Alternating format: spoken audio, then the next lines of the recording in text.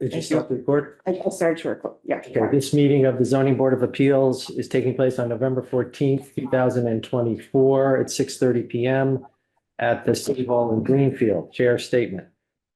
This meeting is being recorded. If any other persons present are doing the same, you must notify the chairperson at this time. Anybody else in here? No, thank you. In accordance with Mass General Laws, Chapter 30A, subsection 20G, no person shall address a meeting of a public body without permission of the chair, and all persons shall, at the request of the chair, be silent. No person shall disrupt the proceedings of a meeting of a public body. If after clear warning from the chair, a person continues to disrupt the proceedings, the chair may order the person to withdraw from the meeting, and if the person still does not withdraw, the chair may authorize a constable or other officer to remove the person from the meeting. All right, call to order. We have two matters on tonight. You folks, are you here for the tower? The porch? Yes. The tower. Yes. So the porch people are not here, it seems. All right, let's open up the hearing, Mr. Clerk, on the first matter that was continued from October.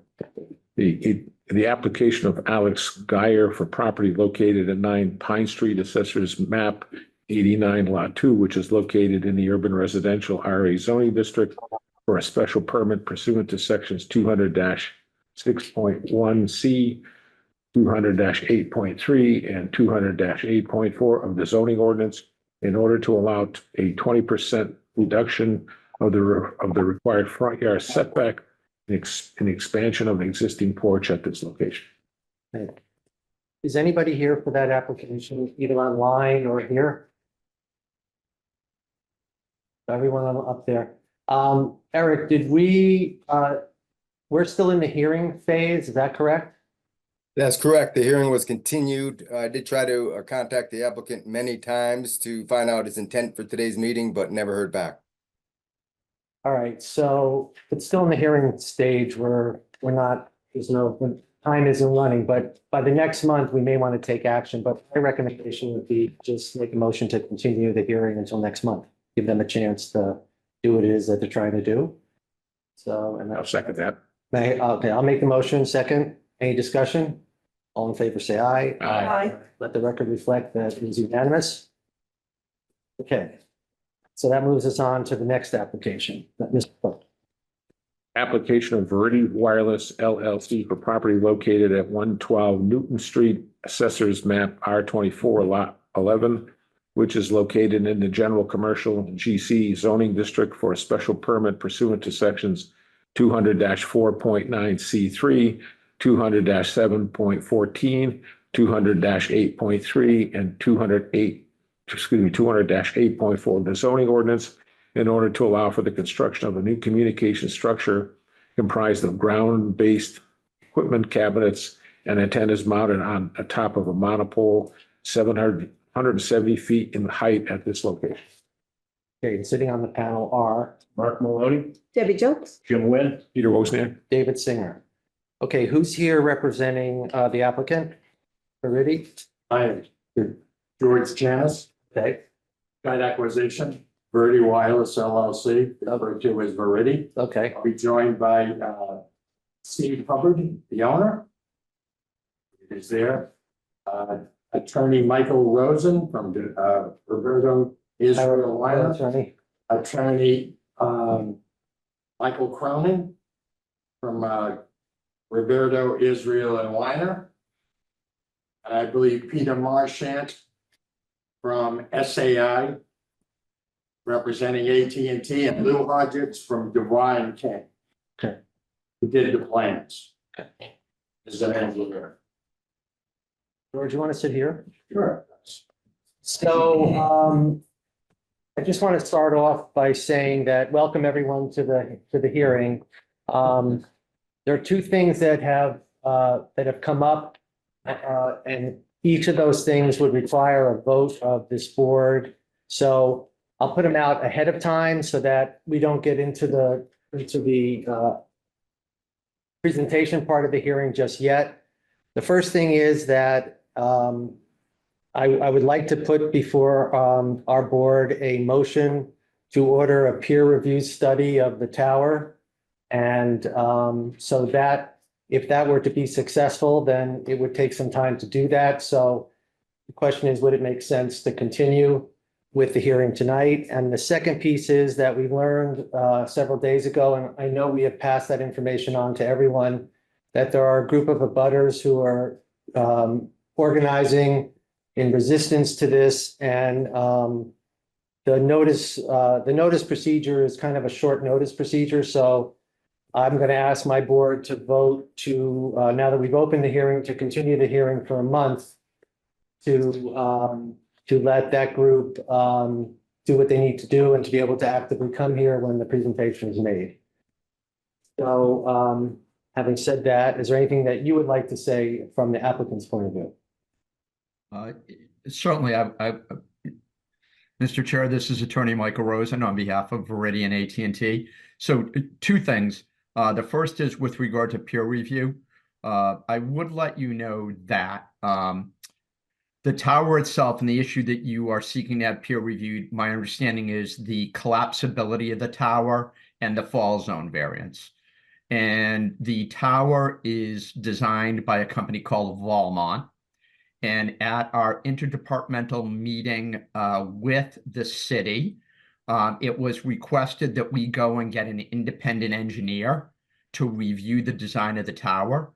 And we did go out and we engaged a company that we had not previously worked with, a company called All Points, and asked them to do an independent review of the tower. And they, in fact, did do an independent review of the tower, and that should be in those materials that you have. We understand the board may still want to do a peer review, but we did want to bring to your attention that we did get an independent, and we can represent to this board that it is not a company that we have ever used before. We located them, we identified them, and we engaged them to review at the request that came out of the interdepartmental review.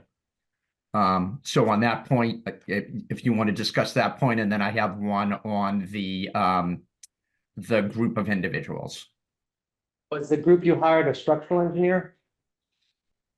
It's a civil engineering company, and I believe that they do have structural engineers on staff that have participated in the review. I believe the report is written by a civil engineer, but they did have structural engineers that did participate in it. I apologize. I don't remember reading that or seeing that in my packet. So I have a packet that has sections 1 through 6, ending with the narrative report for special variance, but I don't have. Is that in the packet? It's just a. No, that Eric sent that out as an email. I printed it. Oh, that's what was in one of the. Okay, so are we able to get this? It- So we can look at it? It This is is also Exhibit B to our. It is Exhibit B to our memorandum. Exhibit B to our memorandum is the stamped independent structural review letter from All Points Technology Corporation. What question I have, it's below his name, it says senior structural engineer, and he stamped it with a civil engineering stamp. I take it there's a structural person under his supervision, and he's stamping it on their behalf. And in the letter, it says that the documents are being designed according to the standards. But then it says, in a second sentence, it says it will be designed. So is it designed or is it going to be designed? So certainly, I believe it is designed, and I can ask them to clarify that. That's not a problem. And we would have them be present at the meeting to ask any questions you have. Based upon information that we received from the town, we were told that we shouldn't bring the whole team in from out of town tonight, because in all likelihood, this was going to be continued. But I can get clarification on that. The one thing I do know is that the stamp reads not as a structural engineer, as a civil engineer, because the state in which that engineer is licensed does not have a separate designation for structural engineers. His title at the company is structural engineer, but his licensing in the state is as a civil engineer.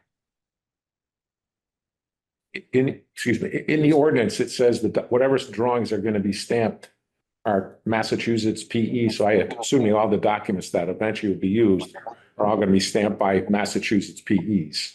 That is correct. Is this letter from an out-of-state civil engineer? Yes, for all points.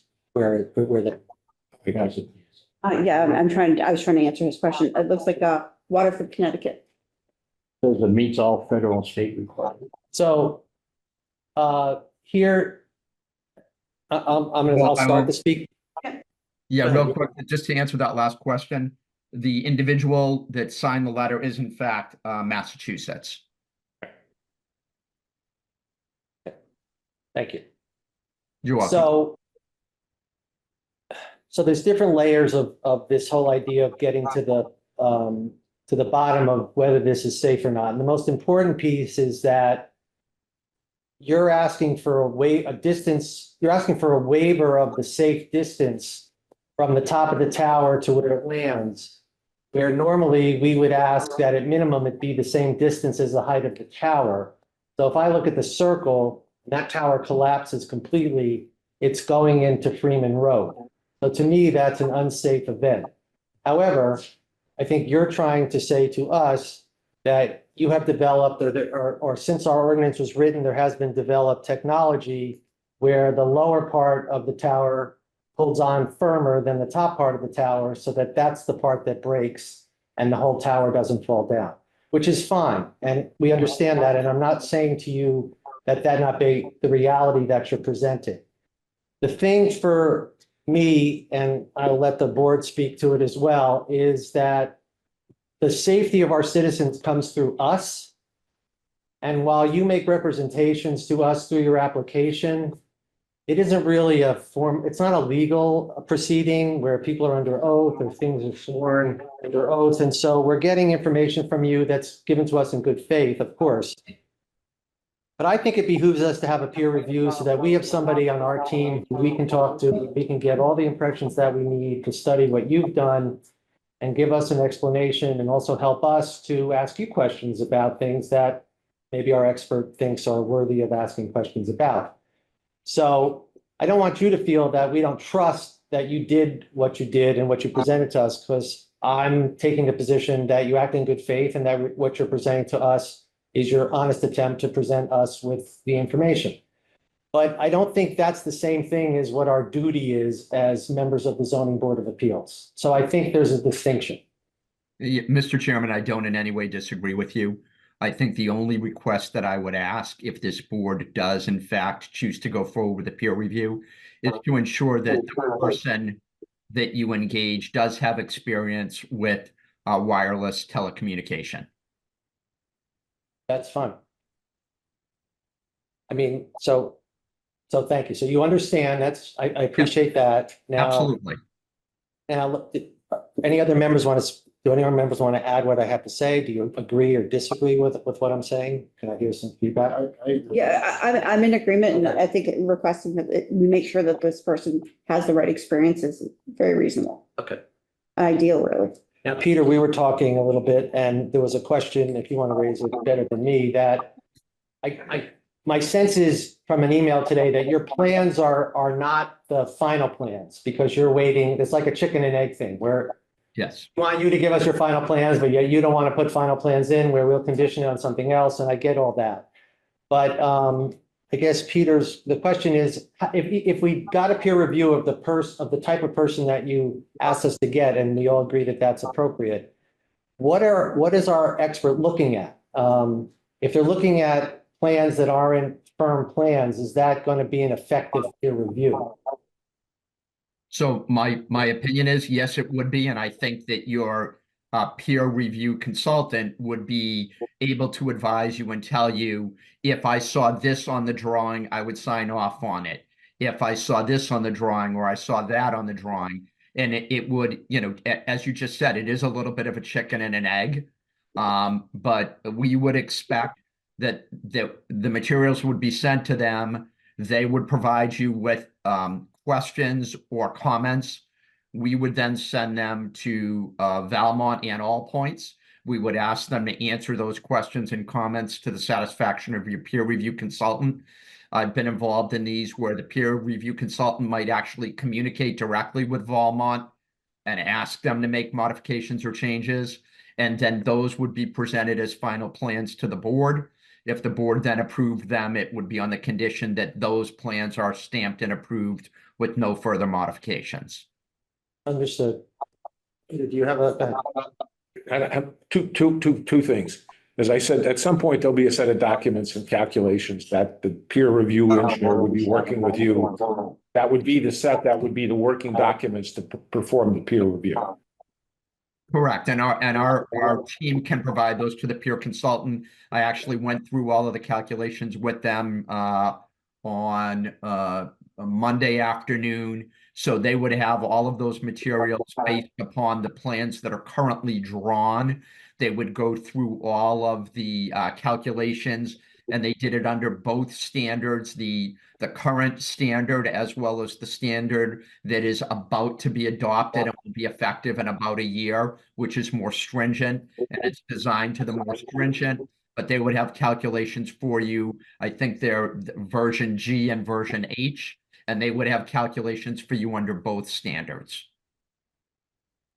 I guess the other point is, once that gets accomplished, it would be coming back to us, but prior to us, David or Eric can tell me, I would assume we would want the building department also to be part of that set of that process, because ultimately they're going to be the ones issuing the permit for those sets of drawings.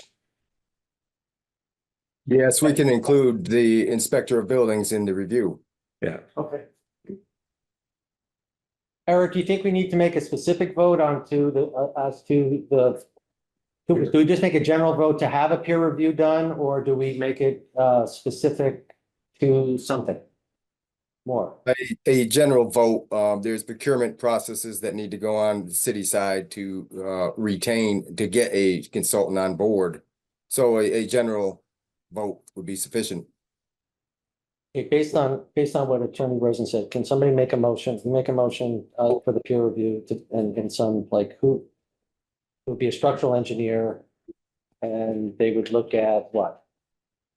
I'll make a motion to have a structural engineer be brought on board to perform a peer review with all appropriate documentation and information provided by the applicant. With cell tower experience.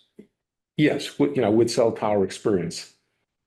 And again, that would be the scope of work for our procurement folks to put in. Right, so the amendment is a civil engineer with cell tower experience will be hired for peer review. Yes. Okay, and the rest of it. So, I'll second that. okay, I'm just the structural engineer, So the cell question is for structural engineer. peer review, but yeah, structural engineer is the main part of it.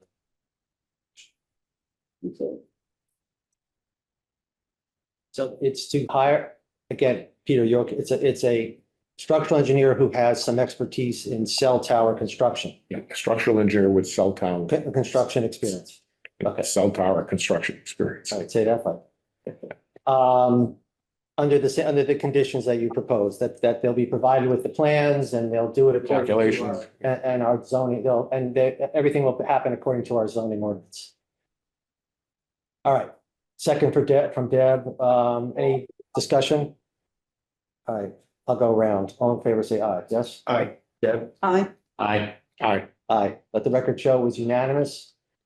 Thank you, Mr. Chair. We would, if the city has difficulty locating an engineer with such experience, your planning director knows to reach out to us. We'll put together a list of names if it will assist.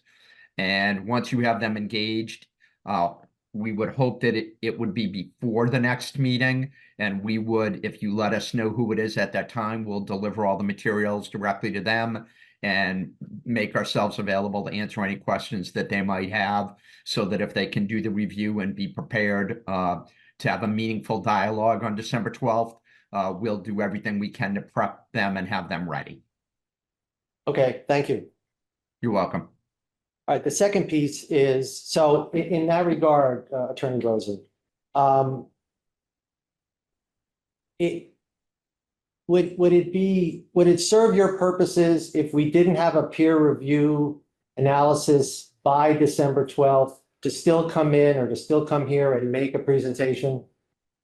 I believe so, because I do think, you know, while the variance is based upon this structural review, we'd be happy to present the rest of the application to you, including the photo simulations, the pictures from the balloon test, and answer any other questions that you might have that are not structural in nature. That might also leading to your second point about the potential for an opposition group. They likely are going to have more input on the general application than necessarily a structural engineer. I would presume that if there's a structural engineer that tells you that the design is safe, that their opinion is going to be more relevant. And so I do feel like perhaps we can, even if the structural is not ready on December 12th, it would give the opposition group a good opportunity to see the rest of the application.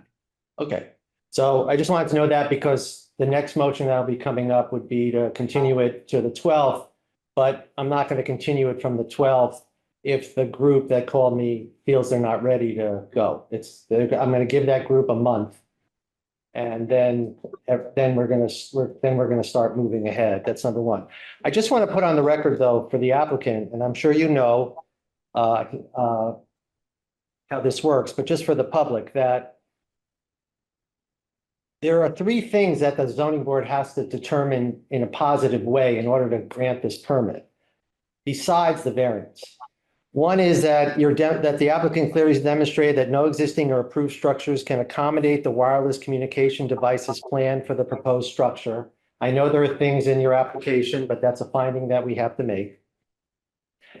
The size and height of the structure is the minimum necessary. And again, I would assume our peer review person can help us understand that. But the third one is a very important one also, which is the proposed wireless communication facility minimizes its impacts on adjacent properties, residential neighborhoods, the environment, and areas of historic or scenic value. So that's under section H of 7.14. And that will be, those will be the criteria that we will use. So I'm just putting it out on the record that that's there. It's not hidden, it's not buried, it's out there. And Mr. Chair, we would concur, obviously subject to any restrictions that are laid out in the Federal Telecommunications Act. Well, I hear that. I mean, if we get to a point where that's something that has to be discussed in some detail, I guess the question would be whether our home rule for safety would govern more than the general standards that are have been implemented by that federal statute. So let's not. Yep. It's me shooting my thing across your bow, and your thing shooting your thing across my bow, and that's fine. Yeah. But and we can do it. We'll do both of those things as we move along. You got it. That's a fair deal. Can I ask a question, Mr. Chair? In the letter I saw from the neighborhood group, there was a statement in there that said there's no need for this. It can be done elsewhere. Where did that come? Oh, go ahead. Well, no, but that statement was made. Oh, Yeah. okay. But I think if that's going to be made, there has to be some substantiation. Yes.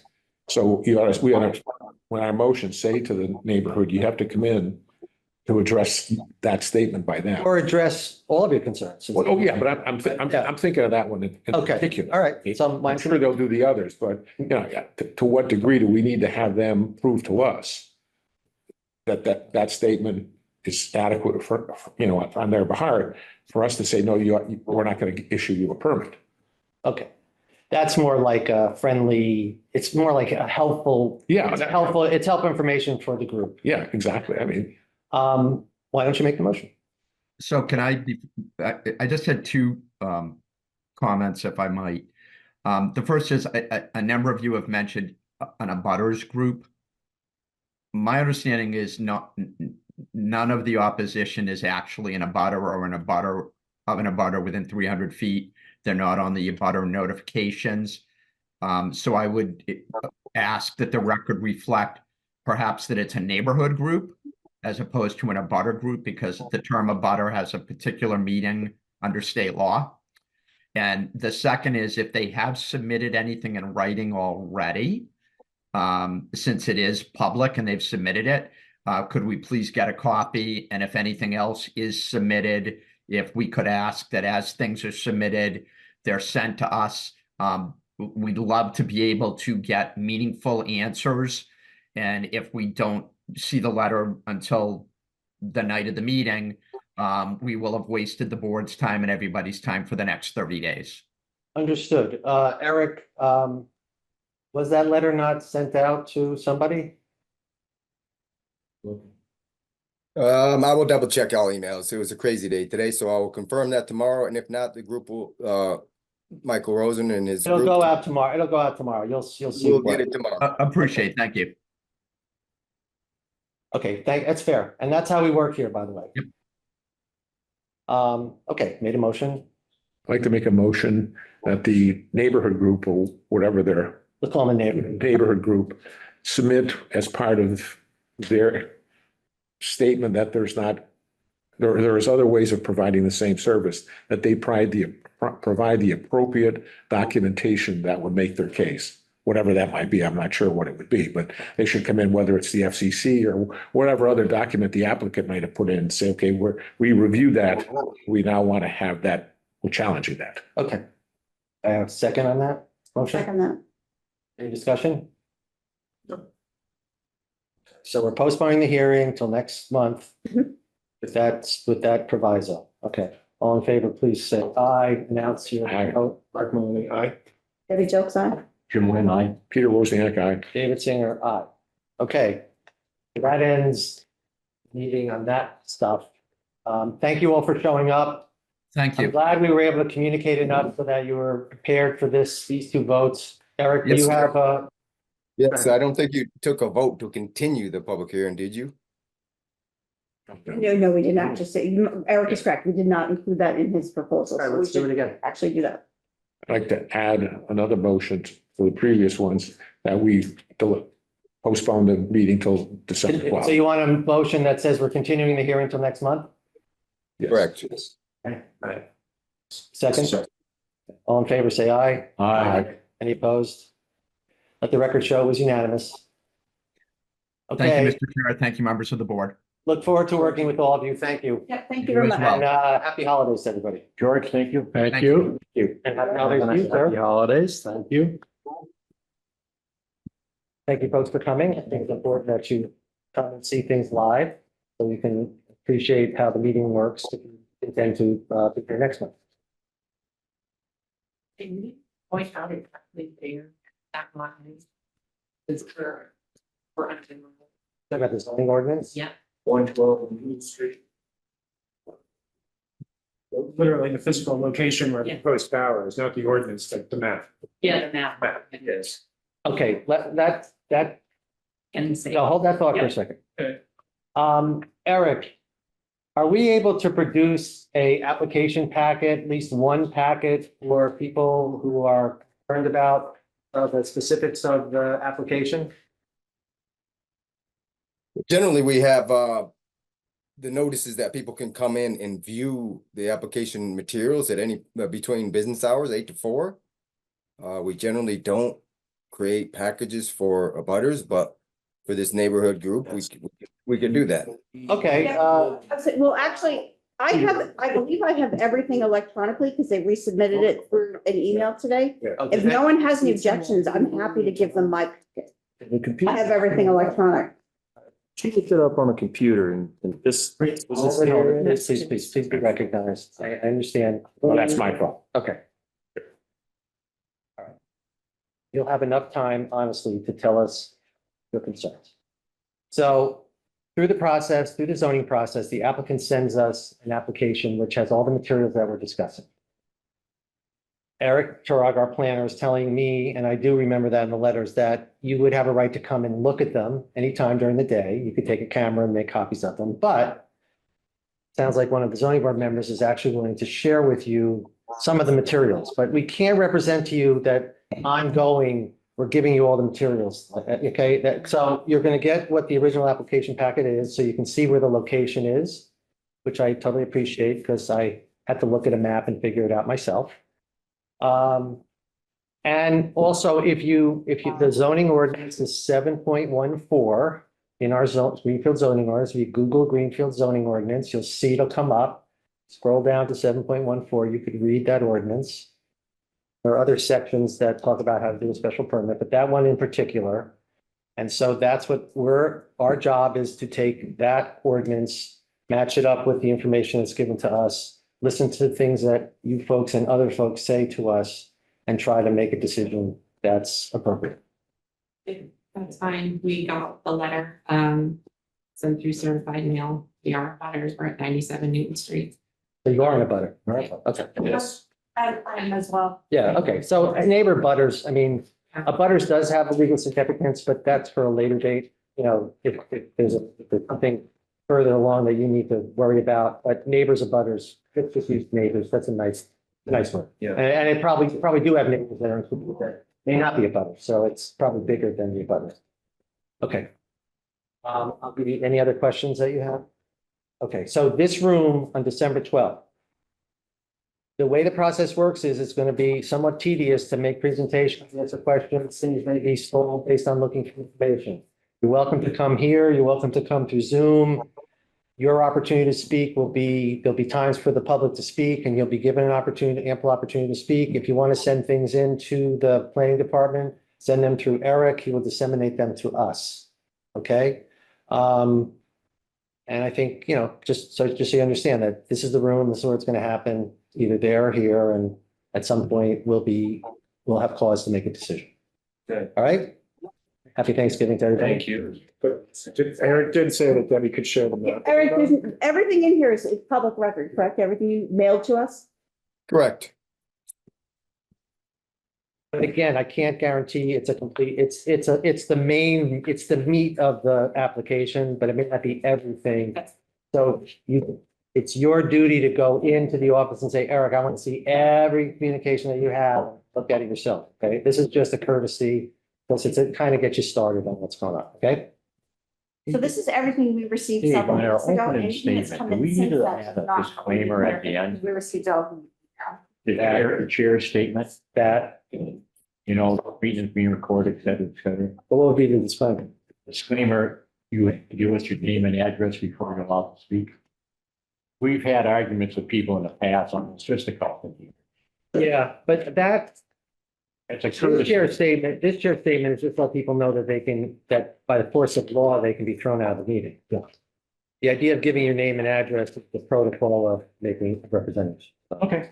So you got to talk to us about putting yourselves formally online, but next month, we'll need your names and addresses. Good. How about a, Meeting notes. Make motion of notes. Yeah, we need to do the meeting notes. I just didn't want to the forget. minutes? The minutes. Oh. Notes, minutes, yeah. No, it's there. They're minutes, I know. Words are hard. They are. That's it. Yes, that's it. All right, thank you. Have a good Thanksgiving. Thanks. Have a good one. Thank you. All right. Yes, the next thing on the agenda is approve of the minutes. I'll make a motion to approve minutes. Second. Okay, any discussion? Can we call them notes again? I withdraw that. Eric, put notes in parentheses, please, when you write it up. All right. If not, hearing none, all in favor, say aye. Any opposed, Jim? I wasn't here. So you didn't want, okay, so one abstention. Any correspondence? Eric, that we should be discussing? No, sir. Okay, I'll make a motion to meet and be adjourned. I'll second that. Okay, any discussion? All in favor, say aye. Aye. Any opposed? Jim, you're in favor of the adjournment? Yes. Okay. All right, I'm. Happy Thanksgiving, everybody. Happy